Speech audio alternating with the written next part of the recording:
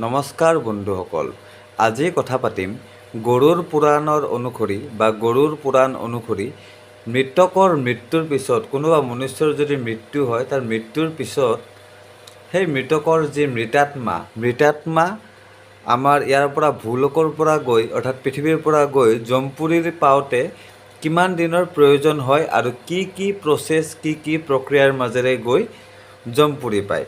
ঠিক আছে, তো নমস্কাৰ বন্ধুসকল, স্বাগতম জনাইছোঁ আপোনালোকক মোৰ চেনেল জীৱন সূত্ৰলৈ। বন্ধুসকল, যদি মোৰ এই ভিডিঅ'টো শেষত গৈ আপোনালোকৰ ভাল লাগে তেতিয়াহ'লে বন্ধুসকল ভিডিঅ'টো লাইক আৰু চেনেলটো ছাবস্ক্ৰাইব কৰি ল'ব আৰু ন'টিফিকেশ্যন বেল আইকনটো প্ৰেছ কৰি দিব। কথাখিনি আগতে কোৱাৰ এইটোৱেই অৰ্থ যে পিছত যেতিয়া মই আপোনালোকক মেইন ভিডিঅ'টো যেতিয়া মই আৰম্ভ কৰিম তেতিয়া যাতে আপোনালোকে ব'ৰ নহয়, সেইকাৰণে মোৰ চেনেলটো ছাবস্ক্ৰাইব কৰিবলৈ মই আগতেই কৰি ল'লোঁ, কাৰণ পিছত আপোনালোকক মোৰ ব'ৰ কৰিব একদমেই ইচ্ছা নাই। তো ঠিক আছে বন্ধুসকল, ভিডিঅ'টো আৰম্ভ কৰি দিওঁ আৰু আকৌ এবাৰ অনুৰোধ কৰিছোঁ চেনেলটো ছাবস্ক্ৰাইব কৰি ল'ব। তো গৰুড় পুৰাণ অনুসৰি মৃত্যুৰ পিছত জীৱাত্মা কিমান দিনৰ ভিতৰত জমপুৰী পায়। বন্ধুসকল, যেতিয়া কোনো মনুষ্যৰ মৃত্যুৰ সময় উপস্থিত হয় তেতিয়া সেই মনুষ্যৰ প্ৰথমতে আৱাজ যায়, অৰ্থাৎ কথা ক'ব পৰা শক্তি গুচি যায়। সেই মনুষ্যই কাৰোৰ লগতে কথা ক'ব নোৱাৰে, কমিউনিকেশ্যন কৰিব নোৱাৰে। তেতিয়া সেই মনুষ্যই কি হয়, বহুত ভয় খাই পেলাই চট ফটাব ধৰে। আৰু তাৰপিছত কি হয়, লাহে লাহে মনুষ্যৰ ভৰিৰ পৰা আৰম্ভ হৈ গাৰ সমস্ত অংগ শিথিল হৈ পৰে, অৰ্থাৎ কোনো লৰচৰ কৰিব নোৱাৰে, কোনো ধৰণৰ কোনো এক্টিভিটি কৰিব নোৱাৰে। সেই অংগদি সমস্ত অংগ অকামিলা হৈ পৰে, কিন্তু ব্ৰেইন এক্টিভ হৈয়ে থাকে। ঠিক আছে বন্ধুসকল, গৰুড় পুৰাণ অনুসৰি সেইখিনি সময়ত তেনে ব্যক্তিয়ে কিছু সময়ৰ বাবে ভৱিষ্যতদৰ্শী হৈ যায়।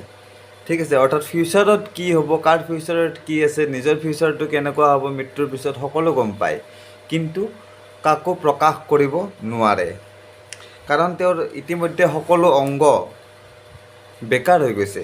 ঠিক আছে, কোনো অংগই কোনো কাৰ্যক্ষম অৱস্থাত নাই, গতিকে ক'বতো ক'ব কেনেকৈ, প্ৰকাশ কৰিব কেনেকৈ। প্ৰকাশ কৰিব লাগিলে কিবা এটা অংগটো অলপমান কাৰ্যক্ষম বা এক্টিভ অৱস্থাত থাকিব লাগিব, নহয় জানো?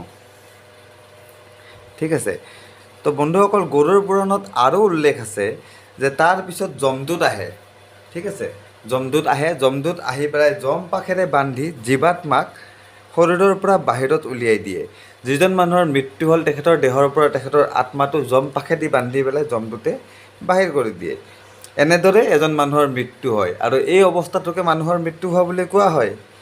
এতিয়া ক'ম বন্ধুসকল, মৃত্যুৰ পিছত আত্মাৰ কি হয়, বা মানুহৰ সেই যি জীৱাত্মা বা মৃতাত্মা আমি যি বুলি কওঁ, সেই মৃতাত্মাটোৰ কি হয়। আমি সকলোৱে জনা অনুসৰি শৰীৰ মৰণশীল, কিন্তু আত্মা অমৰ। আত্মা যদি অমৰ হয়, কি হয় আমাৰ এই আত্মাৰ লগত বন্ধুসকল, সেই বিষয়ে গৰুড় পুৰাণত উল্লেখ আছে। শুনক, মই কৈ আছোঁ।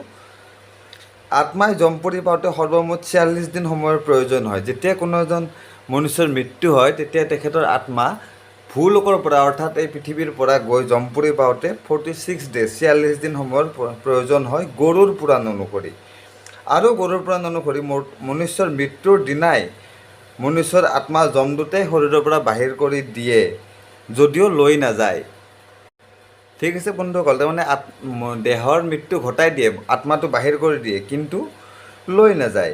আগন্তুক 13 দিনৰ কাৰণে আত্মাক সেই পৰিয়ালবৰ্গৰ মাজতে থাকিবলৈ দিয়ে।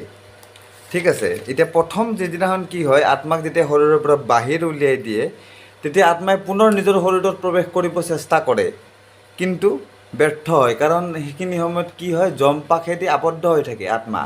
গতিকে আত্মাৰ দৰেতো পৰিয়ালবৰ্গৰ মাজত থাকিব পাৰে, বা নিজৰ যিটো ডেড বডি আছে ডেড বডিটো পৰ্যন্ত চাই থাকিব পাৰে, সেইটোৰ লগত কি কৰিছে মানুহে সেইবিলাকো চাই থাকিব পাৰে, কিন্তু ডেড বডিত প্ৰৱেশ কৰিব নোৱাৰে।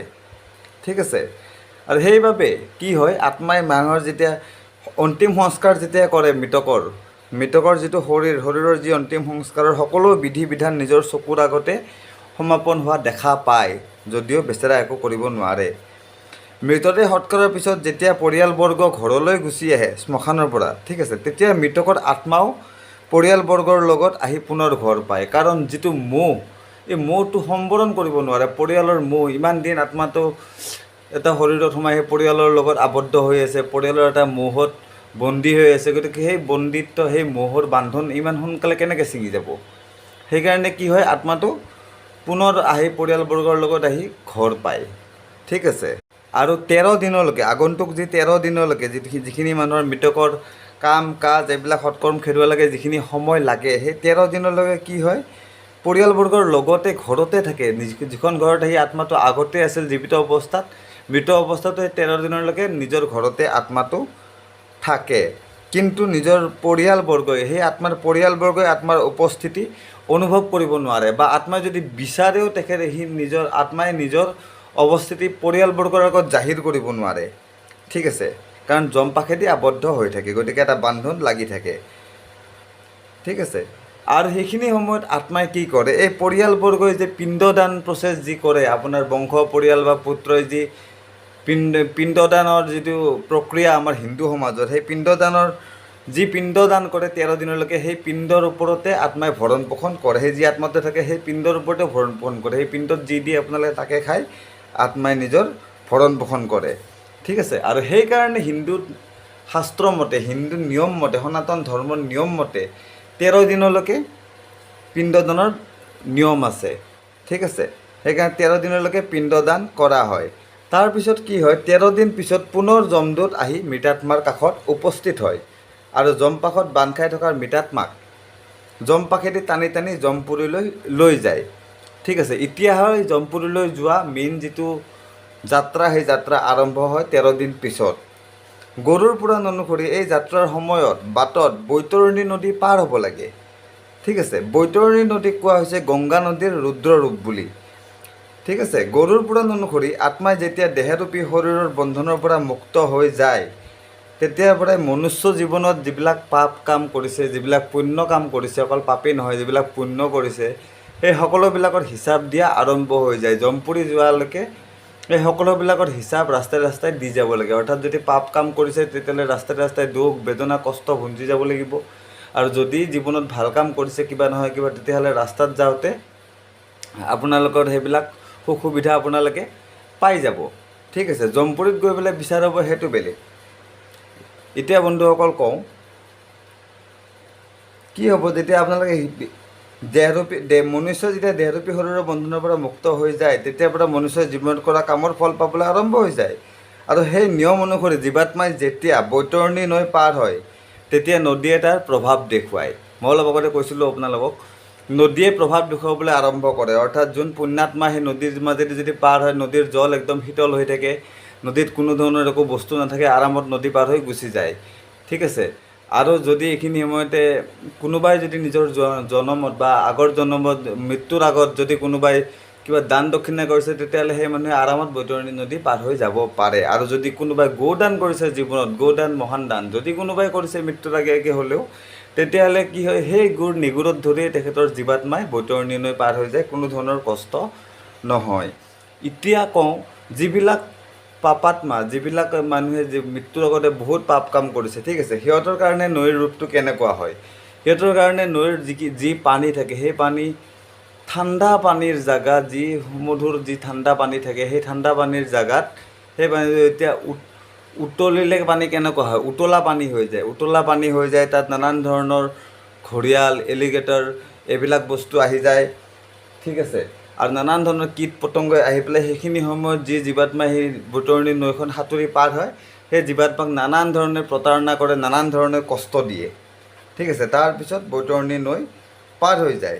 আৰু এইদৰেই গৈ পেলাই জীৱাত্মা প্ৰৱেশ কৰে যমপুৰীত। ঠিক আছে। যমপুৰীত প্ৰৱেশ কৰাৰ পিছত যমৰজা আহে, আৰু যমৰজা আহি পেলাই জীৱাত্মাৰ বাকীখিনি যিখিনি পাপ আৰু পুণ্য পৃথিৱীত কৰা মৃত্যুৰ আগে আগে, সেইখিনিৰ হিচাপ কৰে। যদি পাপ কাম কৰিছে, তেতিয়াহ'লে তেখেতক সেই পাপ কামৰ অনুসৰি শাস্তি ভুগিবলৈ নৰকলৈ বুলি প্ৰেৰণ কৰে। আৰু যদি জীৱাত্মাৰ পাপ কাম নাই, ঠিক আছে, পুণ্য কামেৰে জীৱাত্মাই মনুষ্য বাচি থকালৈকে সদায় পুণ্য কৰিছে, দান ধৰ্ম দক্ষিণা এইবিলাক কৰিছে, গো ব্ৰাহ্মণক খুৱাইছে, তেতিয়াহ'লে কি হয়, আপোনাৰ সেই ব্যক্তিৰ আত্মাক স্বৰ্গলৈ বুলি প্ৰেৰণ কৰে। আৰু তাৰপিছত নিজৰ নিজৰ কৰ্মফল অনুসাৰে নৰক সৰক ভোগ কৰি পুনৰ নতুনকৈ কিবা যোনিত প্ৰৱেশ কৰে। হয়তো সেইটো মনুষ্য যোনিতো প্ৰৱেশ কৰিব পাৰে, নহয়তো কিবা আৰু বিভিন্ন ধৰণৰ যোনি আছে, যিবিলাক যোনি পাৰ হৈ আহি মনুষ্য যোনি পায়। ঠিক আছে, 84,000 যোনি পাৰ হ'ব লাগে। 84,000 যোনিত জন্মগ্ৰহণ কৰি তাৰপিছতে মনুষ্য যোনি পায়। সেইবুলি এনেকুৱা নহয় যে লগে লগে কোনো নাপায়। যদি মানুহৰ কাম ভাল হয় তেতিয়াহ'লে পুনৰ মনুষ্য যোনি পায়, আৰু যদি তাতকৈও কাম ভাল হয় তেতিয়াহ'লে আৰু কোনো ধৰণৰ জন্ম নাপায়। সেই আত্মাই মোক্ষ প্ৰাপ্ত কৰা বুলি কোৱা হয়, আৰু সেই আত্মা মোক্ষ প্ৰাপ্ত কৰা আত্মাই কেতিয়াও আপোনাৰ আৰু নতুনকৈ পৃথিৱীত বা ভূমণ্ডলত কোনো ধৰণৰ প্ৰাণীৰ যোনিত জন্ম ল'ব নালাগে, লাগিলে এইটো মনুষ্যই হওক বা লাগিলে আন কোনো কীট পতংগই হওক। তো বন্ধুসকল, আজিৰ ভিডিঅ'টোৰ জৰিয়তে ক'লোঁ যে মানুহৰ মৃত্যুৰ পিছত গৰুৰ পুৰাণ অনুসৰি জীৱাত্মা গৈ পেলাই জমপৰি পাওঁতে কিমান সময় লাগে আৰু কি প্ৰচেছ কেনেদৰে যায়। আশা কৰোঁ ভিডিঅ'টো আপোনালোকৰ ভাল লাগিব, আপোনালোকৰ কাৰণে ইউজফুল হ'ব। আৰু এনেদৰে মোৰ ভিডিঅ' পাই থাকিবলৈ মোৰ চেনেলটো ছাবস্ক্ৰাইব কৰি ল'ব, যিসকল নতুন সদাশয় শ্ৰোতা মোৰ চেনেলত আহিছে, আৰু ভিডিঅ'টো লাইক কৰি দিব, শ্বেয়াৰো কৰি দিব। তো আজিলৈকে ইমানেই, ধন্যবাদ।